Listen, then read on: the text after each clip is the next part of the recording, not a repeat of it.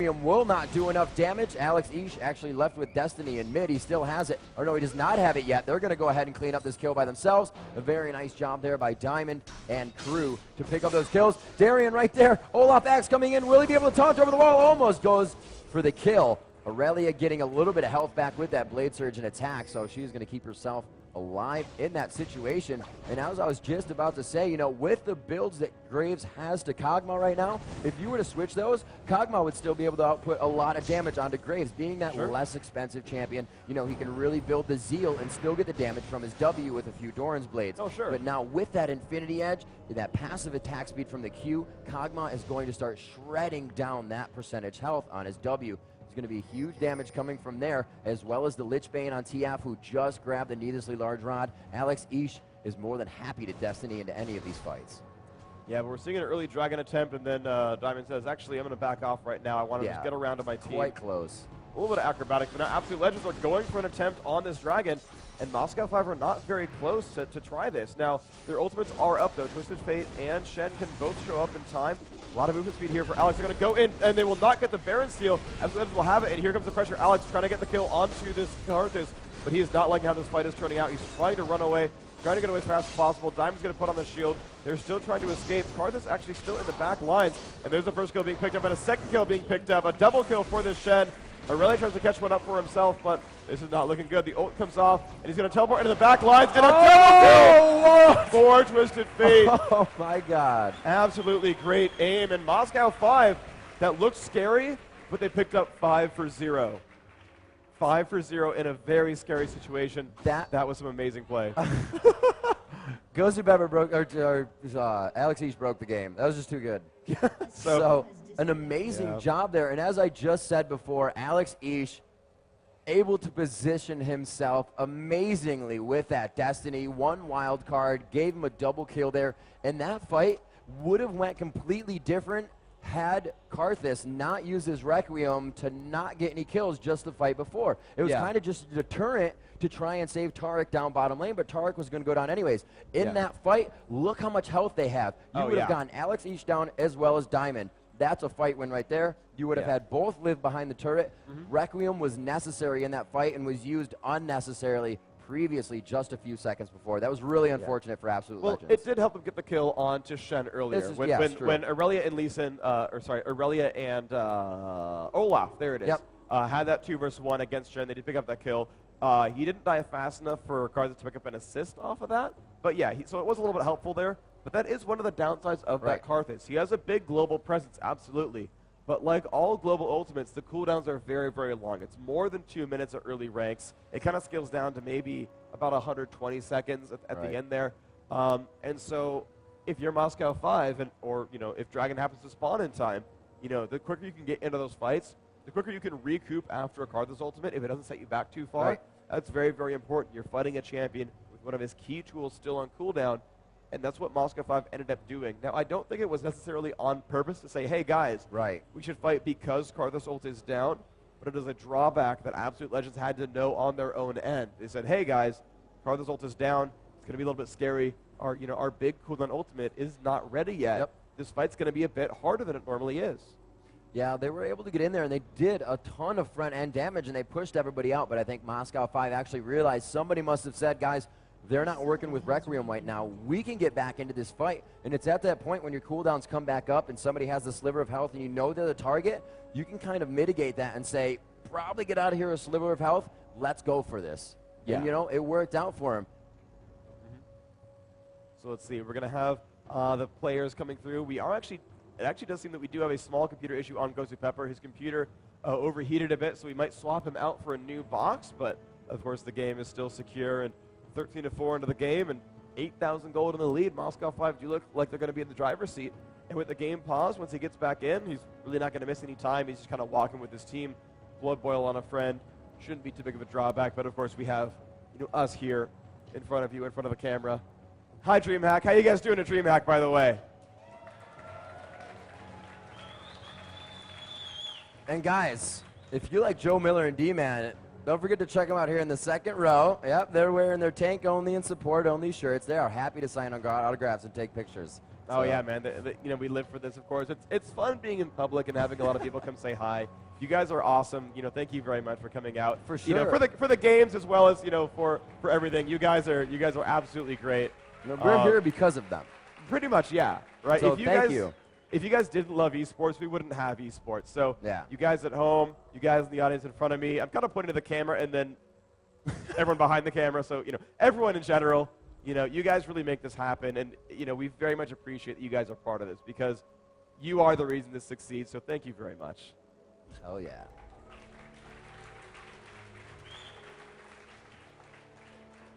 So Moscow 5 giving us quite an aggressive game so far. Yep. Absolute legends coming in here. Karthus coming in to play a few times, not as much as we've seen before. And this is that portion of the game where it's kind of like, you know, we may need to ban it out against them because our team composition was so aggressive early.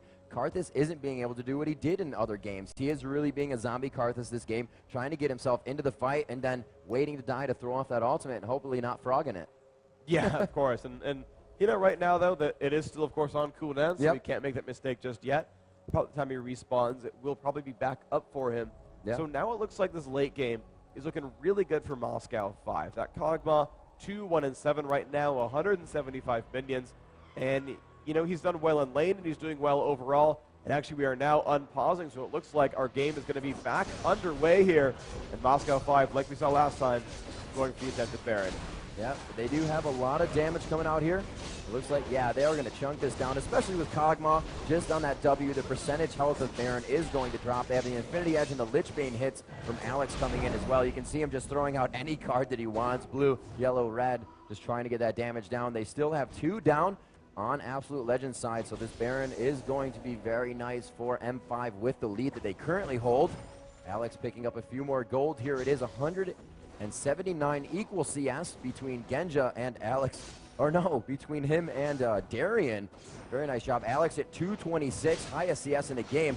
So they are making sure they are up in gold and up in advantage in every aspect right now.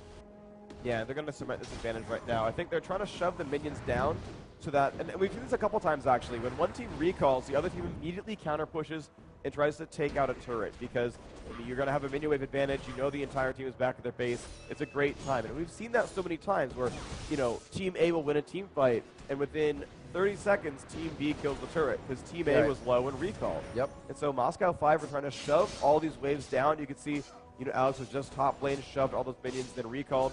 He's back with full health and mana and almost a Rabbidan's death cap. So he's very, very far ahead. You're seeing this at bottom lane as well, where Ghost of Pepper and Genja are just shoving this lane down, even though they have a bit of gold in their pockets. Said, no, we're gonna push through, we're gonna push through. Yeah, I have 2,000 gold on Kog'Maw, but look, let's make sure you guys don't get a free turret out of it. We know we're powerful enough to, you know, survive you. So let's go get some shoving going. And we see Moscow 5, again, with 2 globals, going to shove mid, and they can support Kog if they need to. Chunking that turret down. They're getting initiated by 5 here, and a great dash out is going to blow one out. Veggie goes for Ragnarok, and he will not even be able to use it for anybody. Darian, kind of more than happy to go down. He is the tank, but he keeps himself alive with a bit of a safeguard shield. He does finally go down, 1 for 1 so far in the fight. Gosu focusing onto Aurelia, and they are able to drop him down as well. Diamond coming up with a kill and 4 assists for the team. Requiem here to come out, not doing too much damage, and they are still aggressing on the fight. Kikis now to run back to top lane. There is no turret there. His ward is there for vision, so he can kind of break out of this one. Kikis putting his Nikes on and trying to lace up out of this. They don't want to chase him. They're like, remember what happened last time? We're not going to catch this guy. They're going to go ahead and start denying that jungle. However, Absolute Legends does have complete vision of their own jungle. Pink wards, vision, or regular wards all the way down around. You can just see that top side all the way to that Baron brush is covered. So they are going to be able to figure out where M5 is well backing on this and may be able to catch them off guard. Yeah, well, Diamond taking a bit of damage here. They have a little bit of damage back on a Veggie as well, but they take this one turret down. Moscow 5 still looking... Okay, they are going to back off this time. They know that, you know, Shen is down there. I mean, he could show back up into the fight, but they said, you know what? We're okay right now. We picked up the turret. We can cement this again a little bit later. This Kog'Maw still has not finished buying items. He's got over 2,000 gold at this point, 2,900. He can one-shot in a Phantom Dancer right now, and he's still kind of milling about, kind of choosing to go somewhere. He might recall soon, or he might just kill more minions. And he's kind of, you know, waddling around the map right now, doesn't care too much. And there's finally that counter push in the mid lane. Kog'Maw waiting around to make that happen. The slow comes off. That's going to be a little bit difficult. A nice wall of pain coming out, though, from Karthus. And they're actually going to go in. There's the gold card. They're going to jump back in. Tarek goes down. Wow. A nice amount of damage being dealt by Kog'Maw. And again, they have the ability to push in and keep going for pressure here. Yeah, Moscow 5 just surgically picking one off after the other. It really makes it hard to defend your turret, especially when those are wave-clearing champions. Now, Tarek, not one of them, but in that aspect, if they can get Karthus to the ground, if they can drop Fuki style, that is just buckshot clearing. They go for him, actually kicking Karthus back in. He doesn't even have time to turn on Defile. He was instantly stunned up by a yellow card. Amazing combination there. And Genja just kind of chilling out in Defile as he takes down the inhibitor. Darian dropping that top second inner turret, and it looks like they are going to put a little bit of focus on these turrets, causing Kikis to use his ultimate there. And it looks like they will kind of back out on this. Darian still with a nice wave top. They're going to safeguard through this, not even need to. The minion wave is right there, and they've really timed this control of the map very well. Yeah, they have the minion wave come right in there. Goes Pepper Kid taking a little bit of damage right here, getting bursted down very, very low. Kikis chasing him down, but they're going to be fine. Alex picks up another kill onto that Tarek. That poor guy is just dropping Twisted Fate over and over. Veggie tossing out an undertow. Alex almost getting in range for that gold card stun, but they're still poking very, very well. That whole lineup pretty durable still. Fewer injured, but a lot still at full health.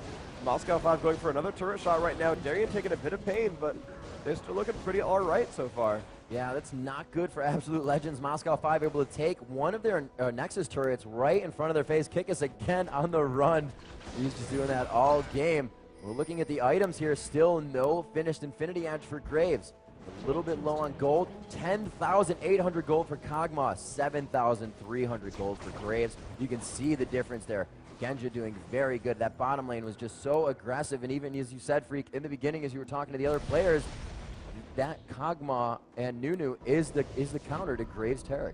Yeah, and it worked really, really well. That lane was great the entire time. They could not run past Nunu to get that fight started.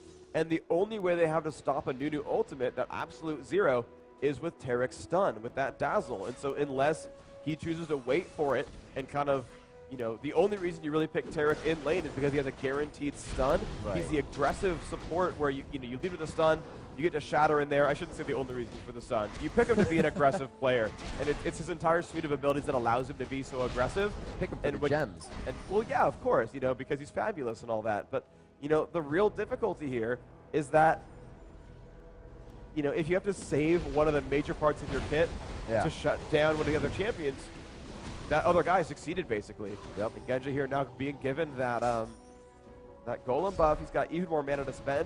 You get the Phantom Dancer and another BF sword here. He's just in great shape right now. Throwing wards over the wall. Looks like Destiny going to come in somewhere. He does not choose to move. Seeing Aurelia come up with the vision of those minions right there. And it looks like Moscow 5 can play around the horn on this one if they want to go to each inhibitor they need to take out. Actually, mid is still down, so they're going to go ahead for this turret. As Veggie getting kicked out of that one, but he goes down as well. Shen able to take him out with the Ignite. We do see Tarek dropping quite quickly. Kog'Maw putting out so much damage right now. Genja just happy to run through these guys. Lichbane dropping Graves with 4 assists for the rest of the team. The second Nexus turret is going down, opening up the Nexus for free damage. Absolute Legends push back to the fountain, and Moscow 5 showing dominance still on the land scene. Wow, phenomenal, phenomenal game played by them right there. A great pickup, 23-5, 20,000 gold up, and despite the pauses, Ghost Pepper's poor computer, they had a phenomenal, phenomenal game, and really showed that dominance right now on that lane situation. They're not taking any prisoners. They're doing a whole lot of work right now. Yeah, that was amazing, and they really didn't give up an inch. They weren't like, yeah, we have this, let's farm a little bit more. After getting a Lichbane, Alex went for Kage's pick. He's like, yeah, I want more gold, a little bit of AP too. Yeah, so he went for a death cap for that. Yeah, you know, he had basically enough money to get the needlessly large rod as well as the blasting wand there for the death cap. Then he's like, well, I have a free item slot. I don't have enough money for death cap, but I can grab a Cage's pick, so let's do that. Right? Let's grab that. You know, it's 25 ability power. I'm not going to spend on anything else. Let's do that. Finish his death cap. Finish his Deathfire grasp, and then you know he's there to ult on. You know, it's why you have the fast Lichbane, right? Yeah, it was to go, let's burst, right? Lichbane ability power, burst damage, let's do that. Of course, the movement speed helps a little bit too, but he's like, I'm going to go and burst you down. I'm going to go for that one target. And then he's like, okay, I'm going to go Deathfire grasp, and that one target. really going to go down. And he has the ability to just shut down individual champions.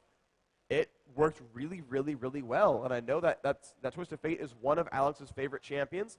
And it worked great. You see that perfect placement on Destiny, too. So it's really hard to use Destiny incorrectly. Or actually, it's really easy to use Destiny incorrectly because you're going to port into lane and you still give 1.5 to 2 seconds knowledge to that enemy champion that, hey, this is where I'm going. You have this many escapes, you know? Yeah. And he teleported in between 2 turrets to wild card and run into Wraiths, getting a double kill, ported top on Kickus, made Kickus run all the way back to Moscow 5's base just to get out. His positioning was absolutely amazing, and he really thwarted Karthus' Requiem all over the place. It was like he was a Requiem himself. Yeah, his sort of item build was pretty interesting. He kind of rushed Mercury Treads there, did not want to get crowd controlled out. You know, and despite not having that many really hard CCs on the Absolute Legends team, you know, was not a likely target for Tarek. You know, was not going to be fighting Aurelia in lane, but said, no, I want the Mercury Treads for the magic resist. I still want to reduce those slow durations and, you know, reduce those stuns when they do show up. You know, when I go to gank Aurelia, I don't want it, or that bottom lane with Tarek. You know, when I do show up, I don't want them to stun me and break my gank. So I'll just get the tenacity. I'll lower those crowd control durations, and then, you know, just push on through and just scale throughout that game. Yeah, it was an amazing game. Let's hear it from the man himself, Alex Ish, TF in mid with Joe Miller in the League of Legends area.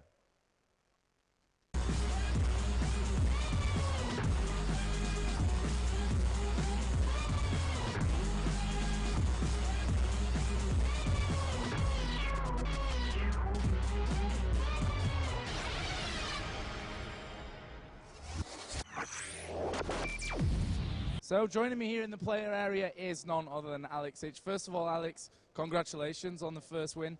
Tell us a little bit about the game and, you know, how it went from your point of view.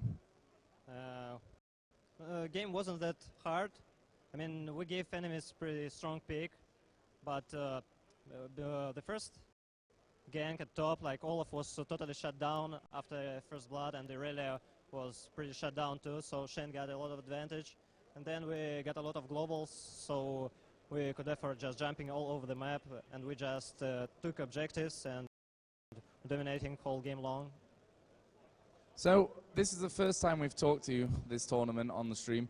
A lot of people were expecting Moscow 5 to be probably the big favorites here, but what a lot of people don't know is how much preparation you actually did for this event. How much training did you actually do? We trained a lot. We were not like training new strategies. I think we were more like getting our form back because we were not participating that good lately. We played a lot of small tournaments with like several success. I mean, sometimes we win, sometimes we lose. But now we're like ready to win, to dominate. And what about the other teams in your group? Because you've just overcome Absolute Legends, you've got to play CLG. And also Mebdi's Minions. Mebdi's Minions is actually your next game. Do you know much about these guys? Are you a little bit worried maybe that they have no pressure, that they're such underdogs in the group? I know Yamata Cannon actually. We played with him a lot of dual rankeds. He is good top laner. But I don't think that I was looking at the game versus CLG, and I don't think that they they can win. But who knows? Maybe they will be top 1 this tournament. And what about CLG then? I mean, they're one of the big favorites. They qualified through the BYOC tournament, not the online qualifiers like yourselves. How dangerous are CLG to you and getting through this group? It's like if they win AL now, and if we win MM, then we will be like out of the group anyway. And it's like I don't think neither they nor we care about who to play, Fnatic or Curse EU. They're pretty equal. So, other than yourselves, who's the big contender for this event? Who's the strongest team other than Moscow 5?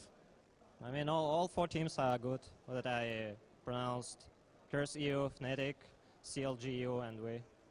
Well, Alex, congratulations. Good luck in your next games. We're going to be bringing you some more League of Legends action. Of course, we've got the rest of Group B to finish off here today. So, guys, don't go anywhere. It's CLG versus Absolute Legends coming up next.